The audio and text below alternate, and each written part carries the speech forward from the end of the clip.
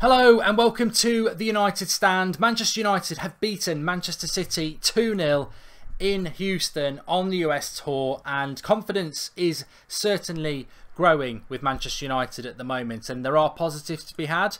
Definitely have positives to be had. There are also realities to be had as well. I think it'd be very hard to say that bragging rights, do we really get any?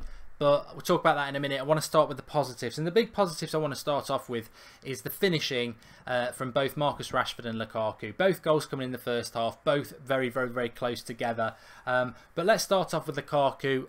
My man of the match is going to be Lukaku, I think. I think it's movable through the game because I want to talk about everybody and give you sort of my player ratings on those. But look, Lukaku wasn't the striker I wasn't, and I think most Manchester United fans have got to be honest and say if you said you wanted Lukaku, then you're probably a liar. There'll be some, but the vast majority didn't want him, and I think those concerns about him weren't based on him being a bad player, just wanting different sort of players.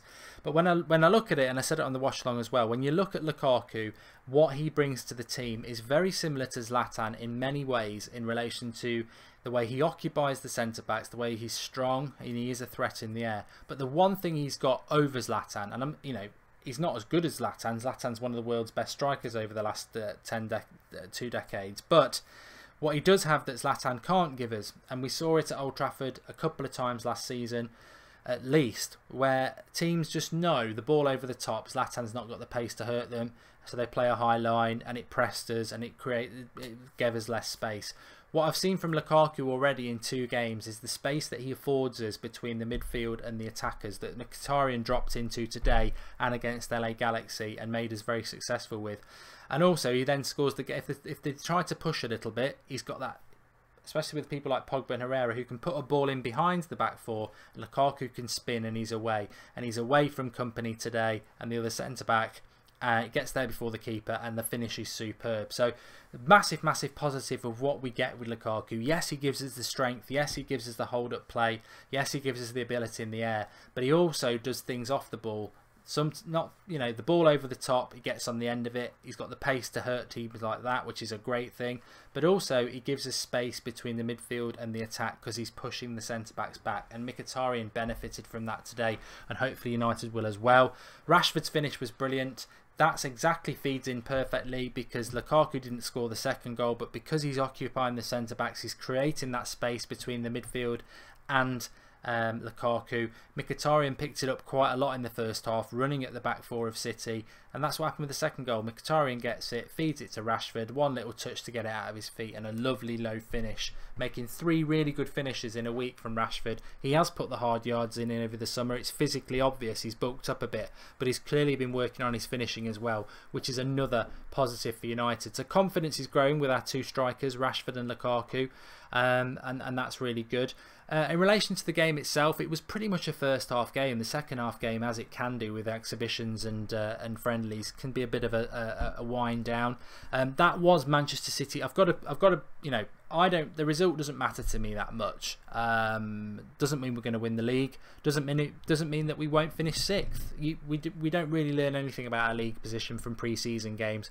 What you do get is a little bit of insight into player form, confidence, and where we're going. I look at Manchester United and I have concerns, which I'll speak to in a minute, but that was Manchester City's first pre-season game and it's Real Madrid's first pre-season game on Sunday. So I would predict that we'll probably beat Real Madrid and we'll probably look very quick compared to Real Madrid. Man City looked off the pace tonight because they've not had any games. It's our 3rd game and it showed. Not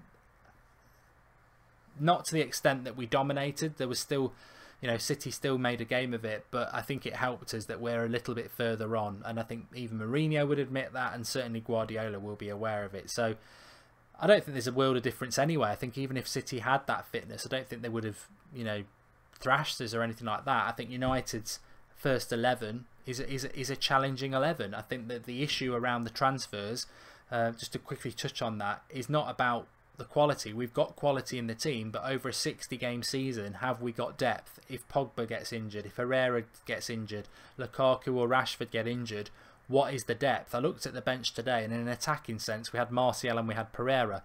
Yeah, you've got Fellaini, but is he really an attacking option? I don't know about that, but we need more numbers, and that's what Mourinho wants, you know. And again, the quality into the box. Perisic would have been perfect for that. Whether we're going to get that winger now or not, I don't know.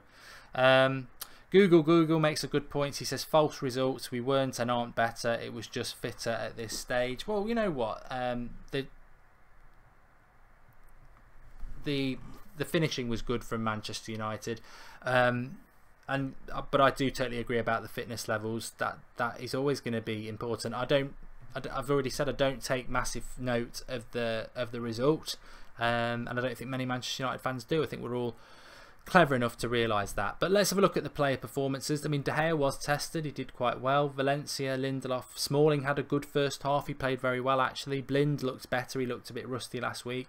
Herrera, I'm going to come on to this point, but Herrera played well. Mkhitaryan played well. Pogba was okay, but played better in the second half when he had more freedom.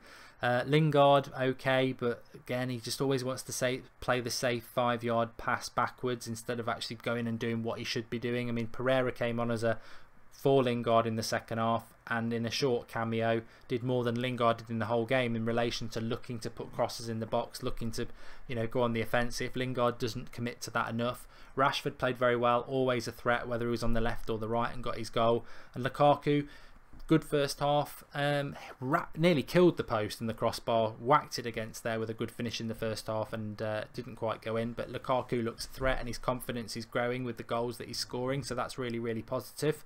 In relation to the substitutions, Romero came on in the second half, looked a bit flappy to be honest. Jones came on, Bailly came on, no issues with those. Darmian at left back, not really an issue. And then the two I really want to talk about was that sort of fits in with the first half. Carrick and Fellaini came on, and I predicted straight away the United is an expansive, creative team that's about to die, and it did. For the last half an hour that Carrick and Fellaini came on, it died because they killed the game. No, they haven't got any pace, and because they haven't got any pace, they're not able to impact on the game in the final third because they're not in the final third enough.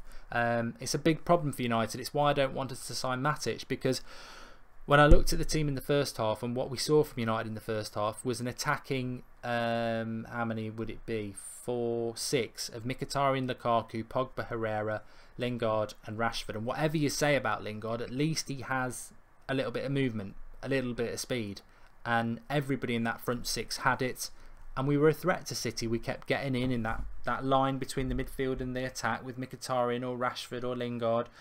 Good quick movement to the ball from tenacious players like Herrera and Pogba, and then Lukaku's constantly moving around. And that front six caused City problems and made Manchester United an interesting, expansive side to watch because there's lots of movement. You bring Carrick and Fellaini on, and you know that's going to disappear. And I heard a lot of people in the live comments saying, "Oh, Martial, sell him. He's done nothing in this half." But I would say Lukaku did nothing in the second half. Rashford and Lingard didn't do nothing in the second half when they were on either. Why? Because it dried up. It became Carrick and Fellaini, slow footballers, slow movement of the ball, and the attacking players. They then starved of oxygen. They starved of oxygen, and they die because they're not getting anything. So I felt sorry for Martial, to be honest. He came on 20 minutes, half an hour, and got very little of the ball, and City took control of the midfield because we were killing the game effectively. And that's the problem with United. And we saw it on Tuesday night, and we saw it a lot last year. When you've got a Fellaini or a Carrick in the midfield, it's a problem. And I'm not saying they're bad footballers, it's just they are slow footballers, and it slows us down and it makes us inexpansive. So it is an issue, but it was predictable, and that is why Martial didn't play very well. That's why Lukaku had nothing to do in the second half. That's why Rashford didn't really do much in the second half. But in the first half, when they've got those players behind them with Mkhitaryan and Pogba and Herrera, expansive, quick footballers, and I'm not saying speed quick, but quick-minded footballers, it made a hell of a difference. It's why, again, I'll repeat, it's why I don't want Matic. I think United struggle with this philosophy that Mourinho sometimes brings in, of slow, tall players to kill games, but it kills us as well. And there we go. I can't believe somebody's just called Lukaku lazy. But all in all, confidence-growing result. Really liked the front six in the first half. I mean, I think Lingard's a bench player and he shouldn't be playing for United first team, but in that front six position it worked quite well. Ideally you'd have Perisic in there or Martial, but at the moment needs must. This is why we need to sign players, because we're still going to be playing Lingard and we're still going to be playing Fellaini in the first team, and we won't win the title with those two in the team. This is why Mourinho wants to be backed in the transfer window. But I was very pleased with that. I'm very pleased with Lukaku and Rashford's finishing. I think those are very, last year you look at it, we missed a lot of chances. This year, if we can start putting the ball in the back of the net, it bodes really well.